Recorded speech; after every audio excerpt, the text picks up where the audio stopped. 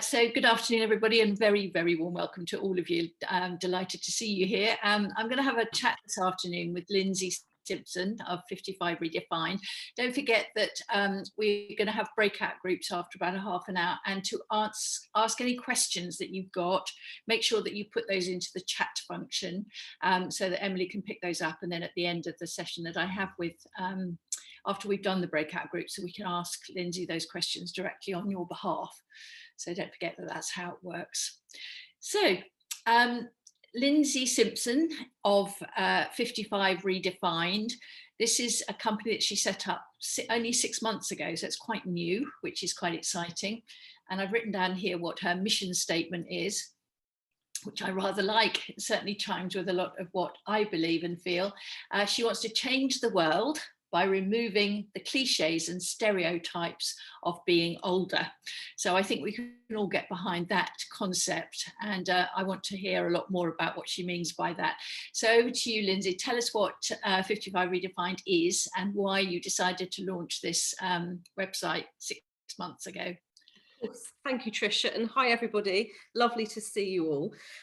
You're quite right. So we launched to the public just 6 months ago in September 21.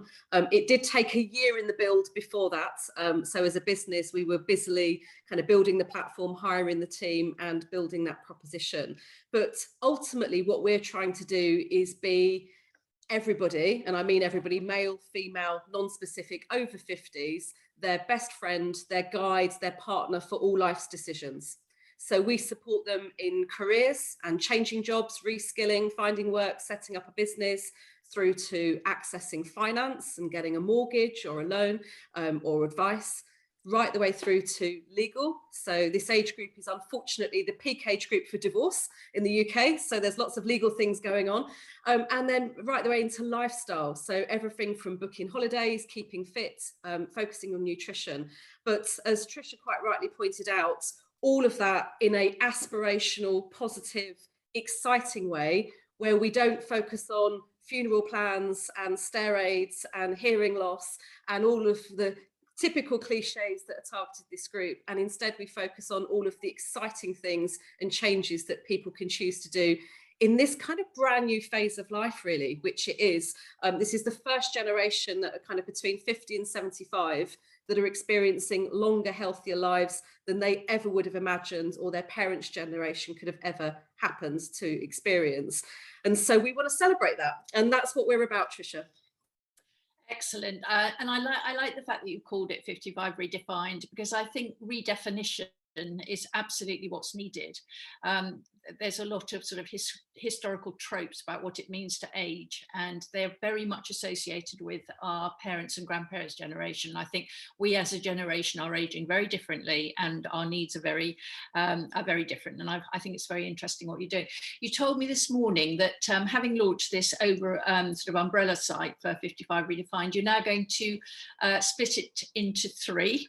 So you're going to have 3 distinct areas. So tell us about why you've split it into 3, and just describe each of those in turn to us so that we understand.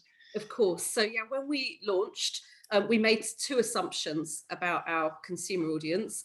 We assumed that everybody would be interested in everything. So you would be as interested in travel and lifestyle as you would be into jobs and career. And that 55 plus was the age group that typically we thought we were targeting. So redefining life after 55. 2 things happened when we launched. We realized that our consumer audiences were kind of actually 2 audiences. We had an audience that were very much focused on work and returning to work, reskilling, remaining work, coming back to work following retirement. And that was all of the content that they wanted to explore more about.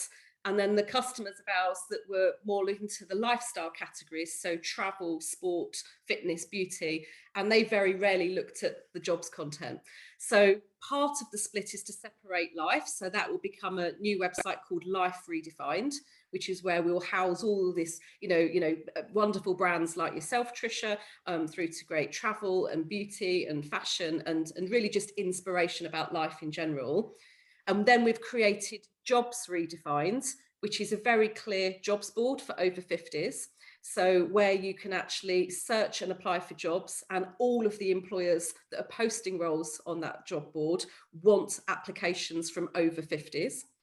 And then the final category is work redefined, and that's where we take our B2B audience. So the great news is we're doing so much work championing ageism and stamping out ageism in work that we've got big FTSE 250 companies and global corporates that are wanting to work with us around how do they attract and retain older workers. And so we'll have a site dedicated to their needs. And then the change about 55 is we had lots of people that were under and over 55 write to us and tell us that that's a pivot point, but actually it's not the age that they necessarily needed support. So maybe they're 52 and they're thinking about change, or maybe they're 72 and they've got different needs. And so we've kind of just lost that focus about 55 being a very specific age point and are broadening it out to people that are just in this midlife stage. Yeah, I think what you said there is really interesting. And do you think that your lifestyle one is an older age group compared to the jobs one? Is that a younger one? Because we often, you know, when you go over a certain age, you get lumped into a great big amorphous group, and we're very different. You know, I mean, I don't know, how old are you? I'm 43. Oh gosh, so you're really young. So you're 43 and you're talking to a market which is 10 years older than you. Right. But me, you know, a 55-year-old compared to me, I'm 74, is going to be in a very, very different place in their lives. And I wonder, you know, like I said, the sort of 55 redefined thing is all very well in theory, but in practice, it's a very, very different audience. And, you know, yeah. I would have come to this site at 55 looking and wanting something very different from what I would look at the age of 74. So I think it's quite interesting that you found the need to split it. And just to explain what B2B is. Yes, so business to business. So whereas life redefined and jobs redefined are for consumers. So how do you, take out a mortgage? How do you book a holiday? What are our recommendations for the best places, to go or to see and things to do? Whereas B2B for business to business is where we're talking directly with employers. So the big companies that are hiring over 50s and really trying hard actually to attract people out of retirement and come back to work. There's a big focus around that as the UK in particular is suffering from massive shortages of skills and resources. So that site will all be around what needs to change. So how do we create flexible roles? How do we create roles where you can work 3 months a year and still be retired 9 months a year? Or can you work 2 days a week rather than full time, but in senior roles rather than entry level positions? So that's what that area is all about. But in terms of the difference in age, it's actually less about age and it's more actually about affluence, Tricia, if I'm being really honest. So we have a lower income affluence that are attracted to the jobs and the career sites. So there's a group of affluent people that want to remain working, and then there's a group that needs to remain working. I alluded to the fact that divorce is sadly very high for this age group, and people splitting their assets and starting again in their mid-50s or their early 60s means oftentimes they have to return to work. So that's their focus and energy. Whereas our lifestyle consumers tend to be higher affluence and are looking to enjoy the finer things in life and are looking to us to help them seek out adventures and exciting experiences that they perhaps wouldn't have thought of themselves. That's really, really interesting. I'm just going to ask you a few questions about the job side of it, because I'm really fascinated by this, given that I'm still working. It's really to do with ageism in the workplace, and I'm fascinated to learn more from you, because you'll know this, and it's certainly something I don't know about. What are the kind of are there barriers to re-entering or entering work when you're older? What are businesses concerned about? What are they doing about it? Tell us that story for a little while. Of course. Well, if I start by kind of saying why I've started this in the first place, it's for 12 years prior to this, I had the UK's largest recruitment and HR outsourcer, a business called the Curve Group. And so we would place thousands of people into jobs every year. And so I saw firsthand two types of employers. I saw employers that were ageist and never outwardly. So nobody has ever in my recruitment career come to me and said, don't send me anybody over 50.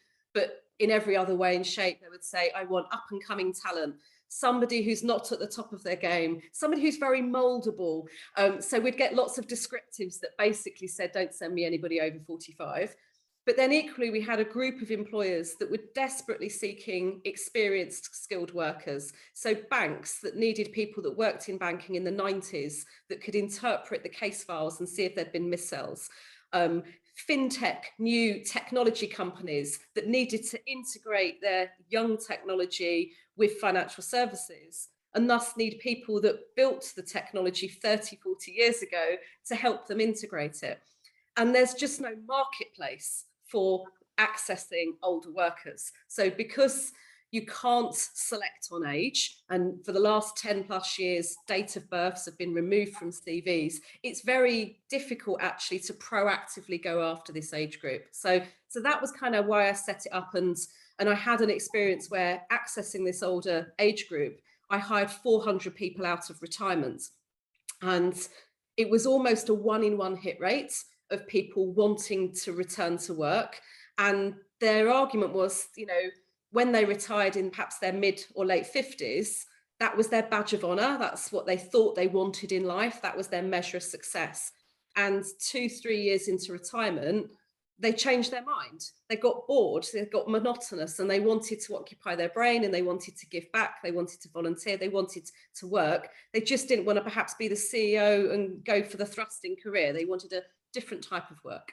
So that was what set it off. But unfortunately, there are still big barriers. You know, we are an ageist nation, and not just us, all Western economies are ageist. I think the latest stats are that 1 in every 2 people hold ageist attitudes.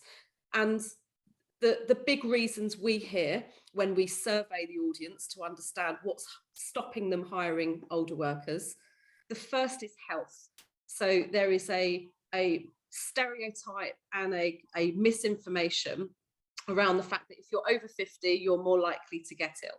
That's the stereotype. And unfortunately, COVID and the newspapers over the last 2 years haven't helped that by broadcasting, you know, over 50s are vulnerable, you know, stay inside.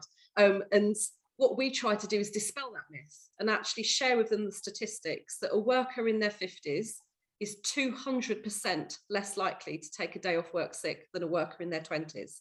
That's the statistics. The obesity crisis, the mental health epidemic we have in this country, that's typically in younger workers, not in people that are in their 50s and 60s, and that age group. The second stereotype we hear is that they lack digital skills, you know, and they're not digital native. They weren't born with the internet. Well, again, I find that a cliche and a stereotype. You know, we're a technology business. We're a fast growth, scale up technology business. My CTO, my chief technology officer, Richard, is 67. You know, he's the most advanced technologist you will ever meet. He spends his weekends and evenings reading about the latest technology. His age is irrelevant to his interest in technology. And so again, we try to dispel these myths. And so what we're trying to do, Tricia, is educate employers about these false stereotypes that they hold, and also educate them about the length that we are now living. You know, if you are 55 or 60 today, you should comfortably live to your late 90s. If you're a child born today, you should on average live to 103. You know, so this notion of us passing in our 70s and our 80s like our grandparents did 2 generations before us isn't our future, and thus it is impossible for us to forecast a 40-year retirement. And what we're hearing from our members is they don't want to retire. They just want a nice blended life. They want to tone down the work a bit, tone up the lifestyle and the hobbies, but not switch one off and turn the other on 100%. Yeah, all of that is absolutely fascinating. And there's a massive piece there for re-education, isn't there? For educating people about the realities of what an old person is. And it's something that drives me to distraction, as you can imagine, the assumptions that are made and the things that are said. And it's like, well, you know, you're talking about my grandparents. You're not even talking about my parents. Yeah. And unfortunately, age itself is a category that creates unconscious bias. So the people that, you know, if I keep with the world of work, the people that typically control pathways in and out of work are heads of recruitment, HR managers, heads of, training. And they're typically young people. They're careers that are led by people in their 20s and their 30s. We know from our research that a recruitment manager aged 25 to 30 is 39% less likely to hire somebody over 55 than their peer equivalent who's aged 45 to 50. So there is a natural disconnect as well when the people that are controlling who's recruited, who gets into shortlists, who gets trained, who gets promoted, when those people themselves are in such a different age group to the generation that they're focusing on. So again, we're supporting large employers and companies with education and training to try and just make people aware of those biases that they have, that they're not often, aware of themselves. Yeah, absolutely. Well, brilliant. And I'm very glad to hear about it. I'm also heartened that you're working so actively and finding a response in businesses who would like to attract, retain and keep older workers. I think that's hugely, it fills me with great joy, really, because as you said, we don't all want to stop working. We want to have flexibility and we want to be stimulated, have purpose in our lives, etc., etc., etc., etc. I would genuinely say it's probably the most positive thing to come out of the pandemic. The fact that we're all able to sit here on a Zoom call now and feel comfortable with this type of technology wouldn't have happened 2 years ago. The fact that businesses are able now to offer work, if you used to think of just a contact center, so the big companies that have customer service centers used to all be in a physical location. They now have people around the country, around the world, just logging into calls and logging out 2 hours later at a time that's flexible with them to cover their shifts. So that technology and that ability for us to work remotely, to work flexibly, and to work to the hours that we choose mean that there's a whole army of carers and people with other responsibilities that are able now to come back to work that wouldn't have been able to before the pandemic, because it was so rigid about, full-time or part-time, or nothing at all. There was none of this flexibility that we have now. And flexibility over location. Absolutely, exactly. Yeah, which is very important. I think we're in the middle of a kind of revolution, which we don't, when you're in the middle of a revolution, you don't realize what's going on. But I think in about 4 or 5 years' time, we'll look back and we'll see how many shifts happened during this 2 years. It's been quite interesting for our business because we always had a slight issue with the concept of selling makeup online. Not to older women. The older women part of it wasn't an issue because we're perfectly technologically capable of buying online. It was a question of makeup online, but that shifted within about 6 months. In other words, of course I'll buy my makeup online because I can't buy it anywhere else. All the shops are shut, and it really helped enormously with the audience that we were talking to. So I think there's all sorts of ways in which we will recognise in about 3 or 4 years' time just what a shift there was during this pandemic. I'd like now to go back to your lifestyle brand, that side of it, because I'm sure there's quite a lot of people on this call who perhaps are interested in that. Tell me a little bit more about the travel side of it. So what does your research show about that? So the research shows that there are cliched travel. So the travel that's most associated with this age demographic is cruises, package cruises, so a la Saga, and also hiking holidays and those types of getaways. So we intentionally haven't chosen those. What we're trying to do is showcase really exciting off-the-wall adventures. So Black Tomato, for example, one of our travel partner, has curated the most amazing kind of 7-day experience in Iceland with money can't buy experiences.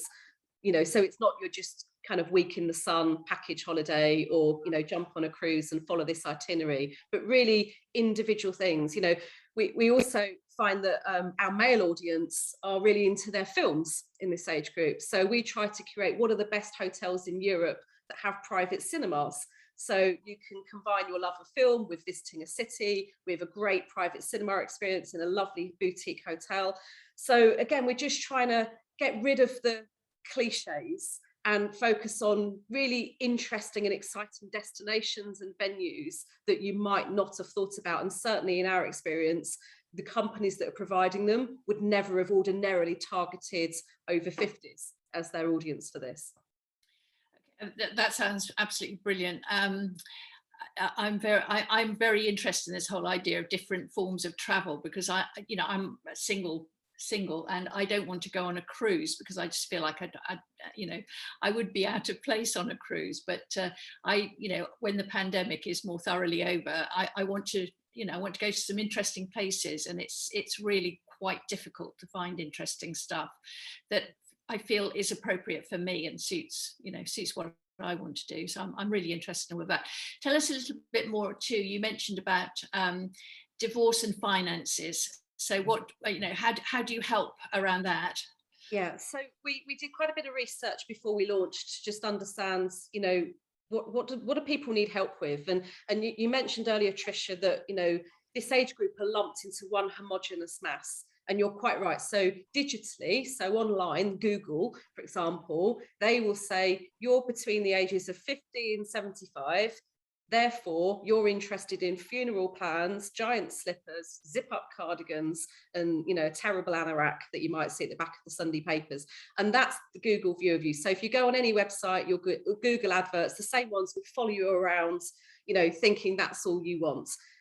We are, for the very first time, carving up what we would call this digital audience, and we've broken it into 100 different personas. So we can't do the millions that do exist in this age group, but 100 different people, ranging for the swallows that like to fly the nest for winter and go overseas and would typically use an EasyJet 4 or 5 times a year to go to Spain or Portugal, versus the lawyer, the female partner in a law firm that's in her early 60s and is time poor but affluent and likes brands and but likes anything that is quick to serve. So very different consumer groups. But the one thing that tied them all together was that they are time poor. So every single consumer group we spoke to, didn't matter whether they were retired or not, actually, they all said, actually, we don't have enough time to do the things that we want to do. And when we do want to do something, so let's say we do want to take out a mortgage, or we do need to look at our wills or come up with some finance decisions, we need some help navigating the universe that is every company out there, because none of them are telling them which one is relevant to me. So if you on the call today, let's say, wanted to extend your mortgage, and you didn't want an equity release mortgage, you wanted a traditional mortgage, you'd have to apply to all of the mortgage companies before and get declined from the majority of them, because none of them would tell you up front that they don't like to offer mortgages to over 55s, for example. So our job is to act as the concierge. So we go out into every market and find who we think is the best in class provider. So in financial planning, for example, we have a fabulous partner called Integrity 365. All of their financial planners are SOLA accredited. So that's the Society of Later Life Advisory. So they are all experts in pension planning, wills and estate planning, rather than trying to be generalist of everything. And we point people in their direction for advice and information. So they would have, one of our members would have an hour's free consultation to see and answer questions like, for example, is it possible for me to pay for my grandchildren's education without creating an inheritance tax liability? That's a typical question we would get. Or is it possible for me to buy a holiday home in Portugal, but to use my UK residence as the security for that, rather than taking out a complicated mortgage in Portugal? So we help people answer these questions and point them to who we think is the best provider. We don't then do price comparisons, so it's not then here's another 30 to choose from. We just kind of go out a bit like Which do and say, who's the best partner, who's best on customer service, do we have the ability to create a really VIP relationship with them? I'm seeing a question there around commission, which I'll come to, and then how do we make sure that our members are best served for every category? In relation to commission, most websites like us work on what's called click-through rates. So if you click a link, you get paid. That's not how we work. So we don't get paid by the partners if you click with them, if you talk to them. We will receive a introducer's commission back if you take a product with them down the line. So if you did take out a mortgage through our broker, in 6 months' time, we would receive an introducer's commission for that, but we wouldn't receive anything for you talking to them, exploring the opportunity and seeing the market. And that's the way we then keep it free for members. Otherwise, we'd have to be a subscription service where you're paying for the content and obviously all of the research that we're producing. Okay, I think you've given us a lot of different pointers as to, you know, what you cover, what's possible on your site. So now tell me how, you know, sell me the idea of what I get. So do I join, I become a member, what happens? How does that work? Yeah, absolutely. So it's free to subscribe. So you join, you create a password. So it's a secure site, but it's completely free. And the biggest thing that you get is advice, inspiration, and then solution opportunities. So we have at any one time over 500 articles on the site, just on the lifestyle categories, answering those big questions around, you know, should I take 25% out of my pension and pay off my mortgage? Or, you know, how do I have a no-fault divorce when, you know, the law changes in April? So we provide advice and opinion as independent journalists on these. We then provide inspiration. So if there's a product that you don't understand, so equity release mortgages is a product that a lot of people don't understand. How does it work? How do you pay it back? Do you just use it to pay care home fees? And, you know, so we kind of demystify things that our members are saying, we don't really understand this product. And then there's always just an option. If you want to speak to a subject matter expert in this category, here's how you do it. Just fill in your name, you know, book a call back, and they'll ring you back at a time that's convenient to speak to you. There's then other bits that obviously we offer for free. So we've worked in partnership with a fabulous charity called ProAge, who are all about driving leadership development in over 55s.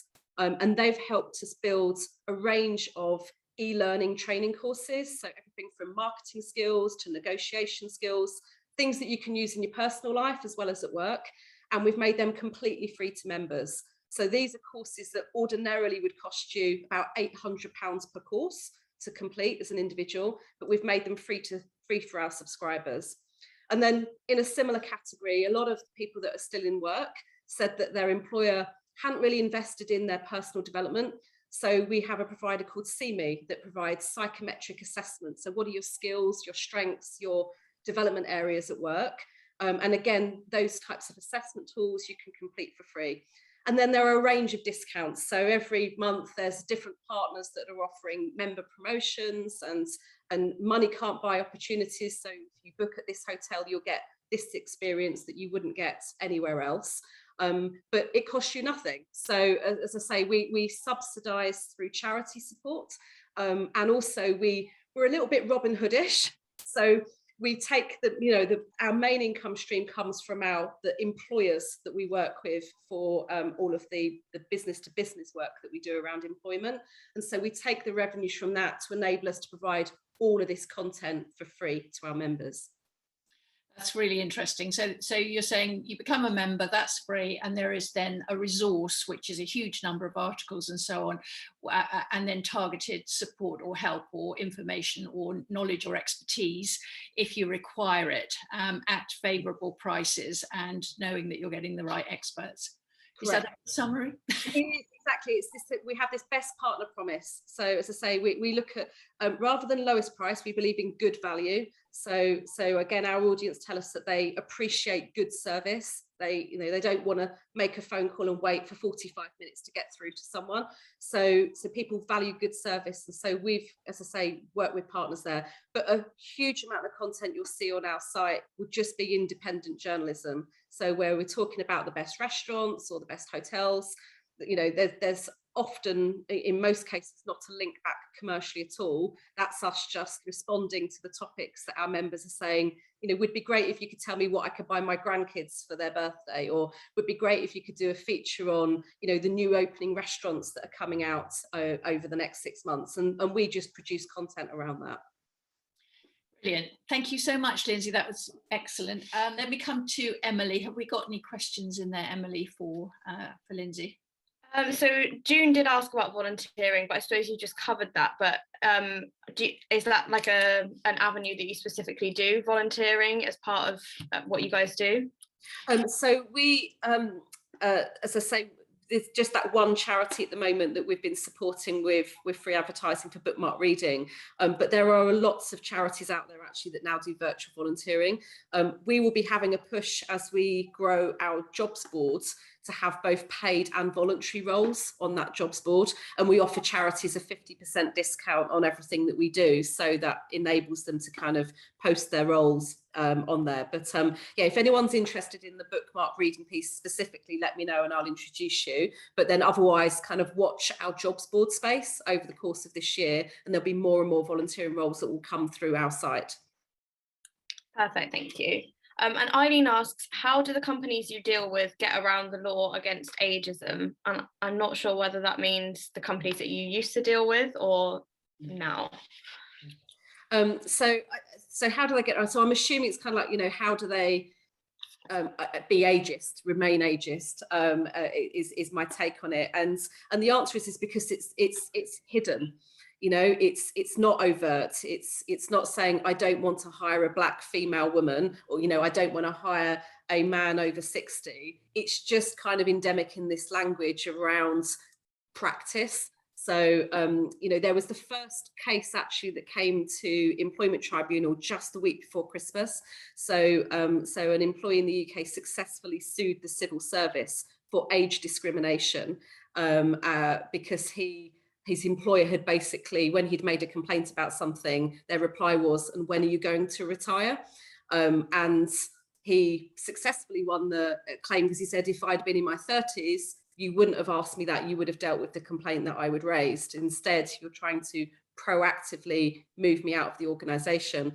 There's also a massive furore going on in the States at the moment with a huge case against IBM, who have been called out by hundreds, if not thousands, but definitely hundreds, of pulled together in a court case against IBM, where they have proactively been exiting what they call dino babies. So dinosaurs that are in their digital universe that they think are going to bring down their business and stop them competing with Google.